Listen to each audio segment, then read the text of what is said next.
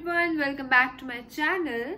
सो जैसे कि हम पढ़ रहे थे हेलो एल्केन्स यानी कि एल्काइल हैलाइड्स की केमिकल रिएक्शंस, उसमें हमने 3 रिएक्शंस देखी थी। फर्स्ट थी हमारी न्यूक्लियोफिलिक सब्स्टिट्यूशन रिएक्शन, सेकेंड थी एलिमिनेशन रिएक्शन एंड थर्ड थी हमारी रिएक्शन विद मेटल्स। सो हम सब्स्टिट्यूशन रिएक्शन हम कर चुके हैं कल वाले लेक्चर में। आज हम स्टार्ट करेंगे एलिमिनेशन रिएक्शन से। इसमें क्या होता है, मानो हमारे पास कार्बन है, 2 लेके चलते हैं, कोई भी ग्रुप अटैच है, इसके साथ एक हाइड्रोजन अटैच है, इसके साथ कोई भी एक हेलोजन ग्रुप अटैच है। पहले मैं आपको बता दूं, जिस भी कार्बन के साथ कोई भी ग्रुप लगा होता है, चाहे वो हेलोजन हो, चाहे वो NO2 हो, चाहे वो कुछ भी हो, हम उसको कहते हैं अल्फा कार्बन। और इसके साथ जितने भी हाइड्रोजन जुड़े होंगे हम उसे कहेंगे अल्फा हाइड्रोजन। एंड जो इसके साथ वाला कार्बन होता है इसको हम कहते हैं बीटा कार्बन। और इसके साथ जो हाइड्रोजन जुड़े होंगे वो होंगे हमारे बीटा हाइड्रोजन। इसमें क्या होता है, जब हमारा 2 कार्बन है, अटैच है एक दूसरे से, उनके साथ चाहे कोई भी ग्रुप हो, 1 2 3 1 2 3, इधर एक हमने लगा दिया X, कोई भी हेलोजन, इधर हमने लगा दिया एक H। हम इसमें कोई बेस डालते हैं and mostly we use alcoholic KOH। Alcoholic KOH, इसका OH नेगेटिव होगा, वो एज ए बेस काम करेगा ना। जब हम इसमें बेस डालेंगे तो क्या होगा, यहाँ से एक H हट जाएगा, यहाँ से ये हेलोजन हट जाएगा और इनके बीच में डबल बॉन्ड आ जाएगा। सिंगल बॉन्ड था पहले, जब यहाँ से एक X हट गया, यहाँ से एक H हट गया, तो इसके बीच में डबल बॉन्ड आ जाएगा और हमारा फॉर्म होगा एल्कीन। एलिमिनेशन रिएक्शन में हमारा एल्कीन फॉर्म होता है। ये तो था हमने 2 कार्बन की बात की, इसमें एक ही बीटा हाइड्रोजन था। अगर हम ले कोई ऐसा कंपाउंड जिसमें 2 बीटा हाइड्रोजन हो, मतलब कि हमने लिया CH3 CH2 CH2 CH CH3, इस पे हमने लगा दिया मानो Cl, कोई भी लगा सकते हैं, हेलोजन, ब्रोमीन, आयोडीन, एनीथिंग, हमने लगाया Cl। अब इसमें हमारे पास ये वाला कार्बन भी बीटा कार्बन है, ये वाला कार्बन बीटा है, ये अल्फा है क्योंकि इससे डायरेक्टली हमारा कोई ग्रुप अटैच्ड है। हम इन दोनों में से किसको प्रेफरेंस देंगे? हम या इसमें से H हटाएंगे या इसमें से H हटाएंगे? हम इसके बीच में डबल बॉन्ड लगाएंगे या इसके बीच में लगाएंगे? तो इसके लिए हमारे पास क्या है, C। In dehydrohalogenation reaction, the preferred product is that alkene। जब हम डिहाइड्रोहेलोजिनेशन रिएक्शन करते हैं, डिहाइड्रो मतलब हाइड्रोजन भी हटाया और हेलोजन भी हटाया, डी का मतलब रिमूव करना।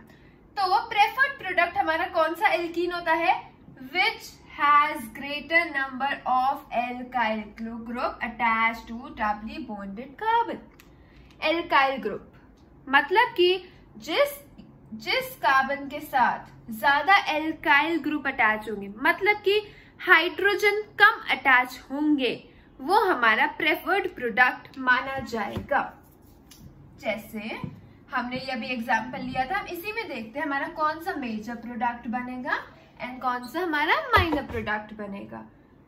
ये था हमारा CH3 CH2 CH CH3 और यहाँ पे हमने लगाया Cl। इसमें डाला हमने एल्कोहलिक KOH। तो अब आप देखो, ये बीटा कार्बन है, ये बीटा हाइड्रोजन है, किसमें हाइड्रोजन कम है, इधर 2 हाइड्रोजन है, इधर 3 हाइड्रोजन है, मतलब कि हमारा इसमें से हाइड्रोजन निकलेगा, इसमें से Cl निकलेगा और यहाँ पे डबल बॉन्ड आ जाएगा। ये होगा हमारा major product, CH3 CH double bond CH CH3, ये होगा हमारा मेजर प्रोडक्ट। और माइनर प्रोडक्ट होगा हमारा CH3 CH2 CH double bond CH2, जब हमारा डबल बॉन्ड यहाँ पे लगा।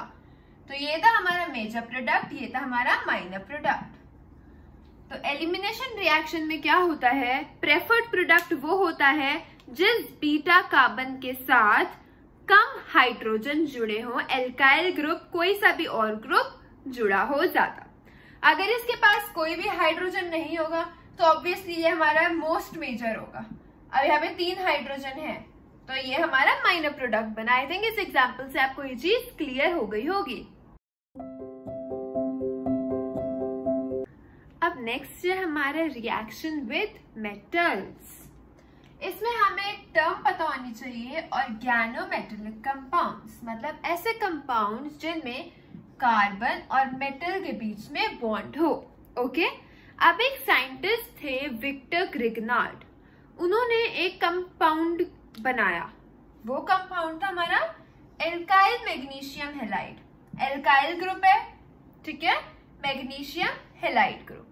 और ये कैसे बना, उन्होंने इसका इन्वेंशन किया था।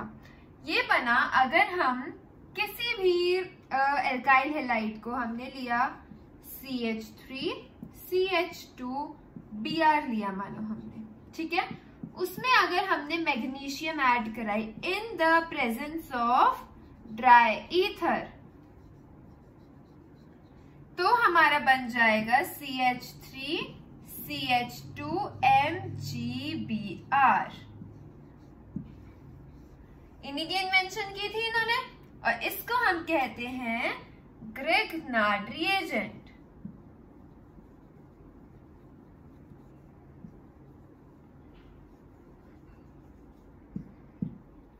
इसमें देखो ये ऑर्गेनोमेटेलिक कंपाउंड है, इसमें कार्बन से magnesium is a metal bonded है। सो ये जो हमारा मेन है, इसमें हमारा मेन टर्म है वो है एक ऑर्गेनोमेटेलिक कंपाउंड, जिसको आपको पता होना चाहिए डेफिनेशन की, कार्बन और मेटल के बीच में बॉन्ड होगा तो वो ऑर्गेनोमेटेलिक कंपाउंड होगा। And one more very important thing is आपको ग्रिग्नार्ड रिएजेंट पता होना चाहिए, जो कि है RMgX। R की जगह कार्बन की कितनी लंबी भी चेन लग सकती है, और मेन है इसमें C और MgX के बीच में बॉन्ड। ओके, अब अगर हम जो हमारा कंपाउंड फॉर्म हुआ ग्रिग्नार्ड रिएजेंट उसमें मिला दे पानी तो क्या होगा। अगर हमने RMgX में मिला दिया वाटर तो हमारा बन जाएगा RH प्लस MgOHX। ये होता है हमारा हाइड्रोकार्बन, है ना, R और X कार्बन और हाइड्रोजन है सिर्फ। तो जब बाद में हम कन्वर्जन्स पढ़ेंगे, बहुत इंपॉर्टेंट पार्ट है ऑर्गेनिक केमिस्ट्री का, बहुत सारे नंबर का आता है ये बोर्ड में, तो इसमें हमें कन्वर्जन्स आती है कि हमें मानो हम एल्काइल हैलाइड से हमें हाइड्रोकार्बन बनाना है, ठीक है। एल्काइल हैलाइड है हमारे पास CH3 CH2 Br, इससे हमें हाइड्रोकार्बन बनाना है। तो हम कैसे बनाएंगे, हम इसमें सबसे पहले डालेंगे Mg और ड्राई ईथर, जिससे ये बन जाएगा हमारा CH3 CH2 MgBr। फिर हम इसमें डाल देंगे H2O, ये बन जाएगा हमारा हाइड्रोकार्बन CH3 है ना। हो गई कन्वर्जन, हमने क्या बना लिया, हमने एक एल्काइल हैलाइड से अपना हाइड्रोकार्बन जनरेट कर लिया with the help of Grignard reagent, ठीक है। इसलिए अगर हमें ग्रिग्नार्ड रिएजेंट को प्रिजर्व करके रखना होता है तो हमें इसके ऊपर जरा सा ट्रेस भी नहीं आने देना होता मॉइस्चर का, इसे बिल्कुल ड्राई प्लेस में बंद करके रखना पड़ता है। I hope this conversion is also clear to you. हम बाद में जाके पूरी एक वीडियो बनाएंगे कन्वर्जन के ऊपर in the end, okay.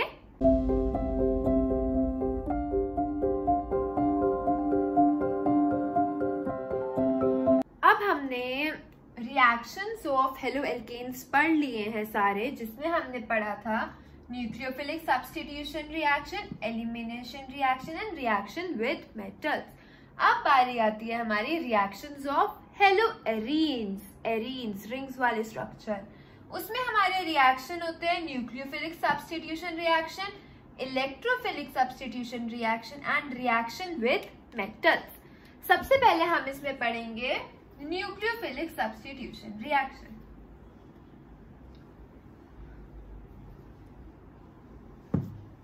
Nucleophilic substitution reaction में आपको पता है न्यूक्लियोफाइल आके अटैक करता है ना, या तो कार्बोकेटायन फॉर्म होता है, SN1 SN2 दो मैकेनिज्म थे। एरीन के केस में क्या होता है, जो न्यूक्लियोफिलिक सब्स्टिट्यूशन रिएक्शन होता है ना, वो बहुत लेस रिएक्टिव होता है, मतलब कि वो नहीं कर पाता। क्योंकि बिकॉज ऑफ 4 रीजंस। पहला होता है इसमें हमारा रेजोनेंस, ड्यू टू रेजोनेंस। अब आप देखो रेजोनेटिंग स्ट्रक्चर्स आपको पता होंगे कैसे होते हैं। अगर हमने यहाँ पे Cl लगाया, इसका रेजोनेटिंग स्ट्रक्चर बनाया, इसने आते हैं ना सबको रेजोनेटिंग स्ट्रक्चर बनाने। मैं बना के दिखा देती हूँ यहाँ पे सारे एक बार Cl के।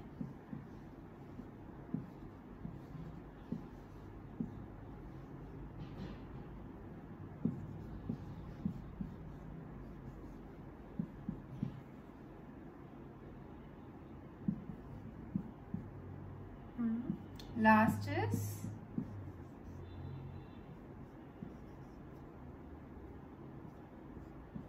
yes, आप देख सकते हो यहाँ पे मैंने रेजोनेटिंग स्ट्रक्चर्स बनाए हैं सबके। इसमें क्या होता है, ड्यू टू रेजोनेंस जो ये वाला बॉन्ड होता है C और Cl वाला, ये पार्शियल डबली बॉन्डेड हो जाता है। क्योंकि देखो यहाँ डबल बॉन्ड आ रहा है, तो इसका जो मेन स्ट्रक्चर होगा वो तो हमारा यही होगा ना, है ना। पार्शियल डबल बॉन्ड की वजह से, क्योंकि जो मैं सिग्मा बॉन्ड होते हैं सिंगल बॉन्ड, उसको तोड़ना बहुत आसान होता है, पर जब हमारा पार्शियल डबल बॉन्ड वाला आ जाता है तो उस पार्शियल डबल बॉन्ड को तोड़ना बहुत ही मुश्किल होता है। जब वो टूट के जाएगा ही नहीं तो न्यूक्लियोफाइल आके कैसे अटैक करेगा, है ना। तो एक रीजन हो गया हमारा ड्यू टू रेजोनेंस। दूसरा रीजन होता है हमारा हाइब्रिडाइजेशन। अब अगर हम एल्काइल हैलाइड और एराइल हैलाइड की बात करें तो एल्काइल हैलाइड में ये था एल्काइल हैलाइड, ये है हमारा एराइल हैलाइड। इसमें जो ये कार्बन से अटैच जो हेलोजन जिस कार्बन से अटैच होता है उसकी हाइब्रिडाइजेशन sp3 होती है, और इधर जिस कार्बन से हेलोजन अटैच है उसकी हाइब्रिडाइजेशन sp2 है। किसमें s करेक्टर ज्यादा है, sp2 वाले में। एक थी sp3, एक है sp2। sp2 वाले में s करेक्टर ज्यादा है, मतलब ये अपने पास इलेक्ट्रॉन्स को टाइटली होल्ड करके रख सकता है। इलेक्ट्रोनेगेटिविटी बढ़ाएगा, अपने पास इलेक्ट्रॉन्स को टाइटली होल्ड करेगा, जिसकी वजह से जो ये अटैच है ये निकल ही नहीं पाएगा, है ना। तो दूसरा रीजन हो गया हमारा हाइब्रिडाइजेशन।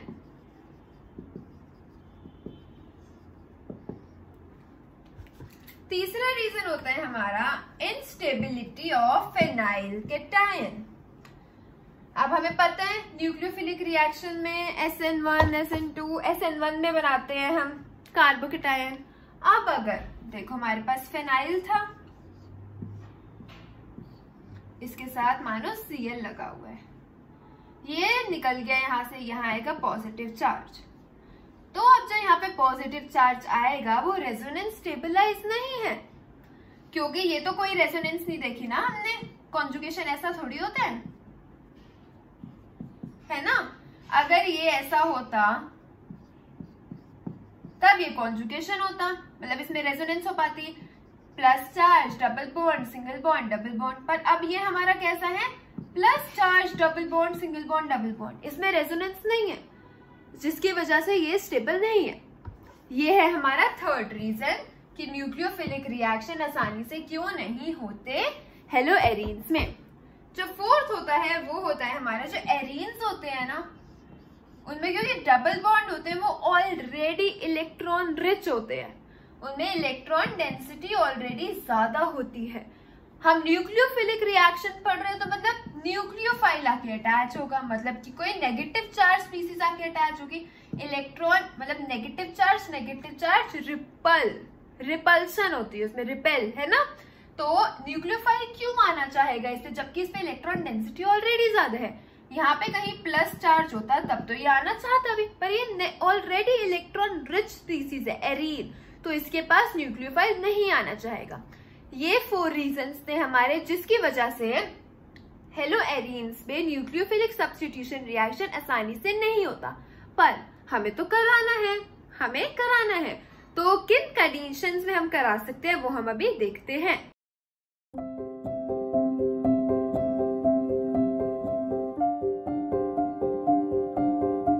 हमने पढ़ा कि वैसे तो न्यूक्लियोफिलिक रिएक्शन होती नहीं है हेलो एरीन्स में, बट हम करा सकते हैं कुछ कंडीशंस लगा के उसमें। तो हमने एग्जाम्पल लिया अपना कौन सी हेलो एरीन्स का, जिसमें हमारी Cl अटैच है, ठीक है। यहाँ पे Cl अटैच है, आई थिंक आपको विजिबल नहीं है, इसमें विजिबल होगा, ऐसे ही उसमें Cl अटैच है, ठीक है। इसमें जब हमने NaOH डाला कितने टेम्परेचर पे, 623 केल्विन पे, तो हमारा OH ने जो न्यूक्लियोफाइल था रिप्लेस कर लिया Cl को और इसकी पोजीशन पे जाके लग गया। उसके बाद अगर हमने ऑर्थो मेटा पैरा पोजीशन पर NO2 लगाया, Cl वहीं का वहीं, और इसे टेम्परेचर दिया 443 kelvin in the presence of NaOH, जो कि हमारा न्यूक्लियोफाइल की तरह रिएक्ट करेगा, तो OH हमारा Cl को रिप्लेस कर लेगा, NO2 वहीं का वहीं रहेगा। फिर अगर हमने NO2 ऑर्थो और पैरा दोनों पोजीशन पर लगा दिया, हमें फिर इसको थोड़ा और कम टेम्परेचर देना पड़ेगा। देखो यहाँ पे हमने 623 केल्विन दिया, यहाँ पे हमने 443 केल्विन दिया, यहाँ पे हमने 368 केल्विन दिया, तो हमारा और जल्दी रिएक्शन हो गया। OH ने रिप्लेस कर लिया Cl को, NO2 वहीं। अगर हमारा दोनों ऑर्थो और एक पैरा ही होती है, एक ही पैरा होती है, वहां पे अगर हमने NO2 लगा दिया तो हमें इसमें NaOH डालने की भी नीड नहीं है, सिर्फ वाटर डाल के और जरा सी हीट देके ये रिएक्शन हमारा हो जाएगा, मतलब OH हमारा Cl को रिप्लेस कर देगा। ऐसा लेकिन क्यों? देखो अगर हम इसकी बात करें, इसमें हमारा पैरा पे NO2 लगा था, NO2 हमें पता है अपनी तरफ इलेक्ट्रॉन्स खींचता है।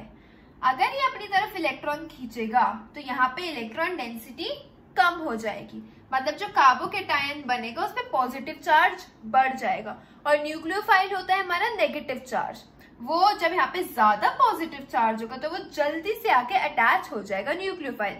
अब जब हमने ऑर्थो और पैरा दोनों पर लगा दिया NO2, तो दो हमारे ऐसे एटम्स है जो इलेक्ट्रॉन को खींच रहे हैं अपनी तरफ, और इस पॉइंट पे जहाँ पे Cl लगा है वहां पे इलेक्ट्रॉन डेंसिटी कम कर रहे हैं, पॉजिटिव चार्ज बढ़ा रहे हैं, तो OH और आसानी से आके हमारा जुड़ जाएगा, तब हमें कम टेम्परेचर देना पड़ेगा। एंड इफ हमने दोनों ऑर्थो पोजीशन और एक पैरा पोजीशन पर NO2 लगा दिया तो ये बहुत ही जल्दी रिएक्शन हो जाएगा जरा सी हीट देने पर, क्योंकि अब हमारे पास 3 एटम्स हैं, 3 जो अपनी तरफ इलेक्ट्रॉन्स खींच रहे हैं, और इस पॉइंट पे जहां से Cl अटैच है वहां पे इलेक्ट्रॉन डेंसिटी बहुत कम कर रहे हैं, तो ये बहुत ज्यादा पॉजिटिवली चार्ज एरिया हो जाएगा, तो न्यूक्लियोफाइल भागता भागता आएगा, यहाँ पे लग जाएगा। तो ये था हमारा कॉन्सेप्ट न्यूक्लियोफिलिक सब्स्टिट्यूशन रिएक्शन का हेलो एरीन्स में। अब हम बात करेंगे इलेक्ट्रोफिलिक सब्स्टिट्यूशन रिएक्शन की।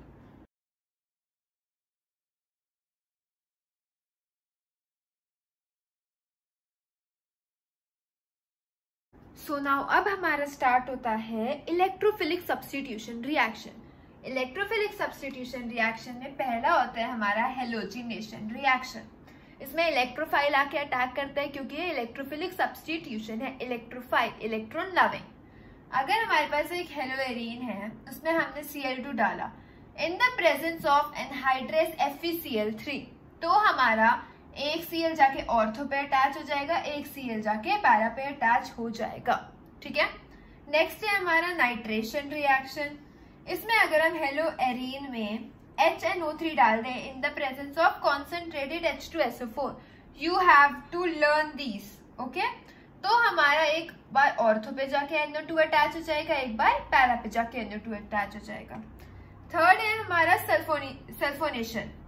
इसमें हमारा हेलो एरीन है, उसमें हम कॉन्सेंट्रेटेड H2SO4 डालें और उसे थोड़ा सा हीट कर दें, तो हमारा एक बार ऑर्थो पे जाके SO3H जाके जुड़ जाएगा, एक बार पैरा पे जाके SO3H जुड़ जाएगा।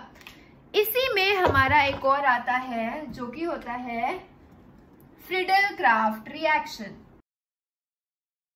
नाउ फ्रीडल-क्राफ्ट में हमारे पास 2 टाइप्स होते हैं, एक होता है एल्काइलेशन और एक होता है एसिटाइलेशन। एल्काइलेशन में हम क्या करते हैं, हमारे पास कोई हेलोएरीन है, हमने Cl लगाया, हम उसमें एक एल्काइल हेलाइड अटैच करेंगे, मतलब CH3Cl कर देते हैं और उसमें डालेंगे हम एनहाइड्रस AlCl3। हमारा क्या बन जाएगा, बेंजीन पे Cl लगा रहेगा, वहीं पे CH3 एल्काइल ग्रुप आके अटैच हो जाएगा, एक बार ऑर्थो पे और एक बार पैरा पे।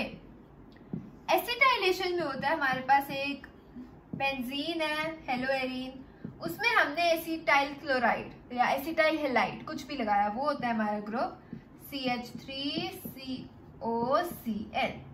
इसमें हम दोबारा मिलाएंगे एनहाइड्रस AlCl3, तो हमारा एक बार ऑर्थो पे जाके एसिटाइल ग्रुप अटैच हो जाएगा, एक बार हमारा पैरा पे जाके एसिटाइल ग्रुप अटैच हो जाएगा।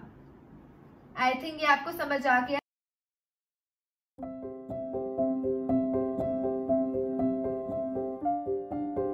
Now this is our last topic of halo alkanes and halo arenes. बाद में हम एक और चीज पढ़ने वाले हैं, स्टीरियोकेमिस्ट्री, जो बिल्कुल लास्ट टॉपिक होगी इस चैप्टर का, वो हर चैप्टर में यूज होगी, बहुत इंपॉर्टेंट है। अब हमारा जो लास्ट रिएक्शन रह रहा था हेलो एरीन्स का, वो था हमारा रिएक्शन विथ मेटल्स। तो रिएक्शन विथ मेटल्स में हमारे पास 2 नेम्ड रिएक्शंस हैं, वुड्स-फिटिक reaction and फिटिक reaction. These two are so much important, बहुत ज्यादा इंपॉर्टेंट है। वुड्स-फिटिक रिएक्शन में क्या होता है, हमारे पास होता है एक हेलो एरीन, एक होता है हेलो एल्केन। इसका XX रिमूव, जो हेलोजन ग्रुप है वो रिमूव हो जाता है और ये जो हमारी रिंग थी और ये जो हमारा R ग्रुप था वो आपस में अटैच हो जाते हैं इन the presence of Na, sodium and dry ether. तो देखो हमारा क्या बन गया, रिंग के साथ हमारा R ग्रुप अटैच हो गया और NaX बाहर निकल गया। You have to learn this, लिख लिख के लर्न करना, आराम से हो जाएगा। सेकेंड है हमारा नेम्ड रिएक्शन फिटिक रिएक्शन।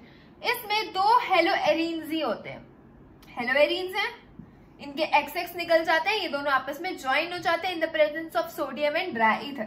सोडियम डाला, ड्राई ईथर डाला, 2 रिंग आपस में अटैच हो गई, देख सकते हो चश्मों की तरह, है ना, और 2NaX हमारा बच गया। अब एक और हमारा इनसे ही मिलता जुलता रिएक्शन है, आपके चैप्टर के बीच में था, मैं आपको लास्ट में करा रही हूँ क्योंकि मैंने सोचा सेम नेम है, आसानी से लर्न होंगे क्योंकि सिमिलर रिएक्शन है। वो था हमारे बीच में Wurtz reaction, फिटिक reaction, वुड्स-फिटिक reaction. Would जैसे फिटिक रिएक्शन में 2 हेलो एरीन्स थी, वुड्स रिएक्शन में 2 हेलो एल्केन्स हैं, ठीक है, RX group 2 plus Na in the presence of dry ether, हमारे 2 R ग्रुप आपस में जुड़ गए और बचा हमारा 2NaX। So this was all your chemical reactions of this chapter, hello alkanes and hello arenes. Next class में हम पढ़ेंगे स्टीरियो केमिस्ट्री, बहुत ही इंटरेस्टिंग केमिस्ट्री है वो स्टीरियो केमिस्ट्री।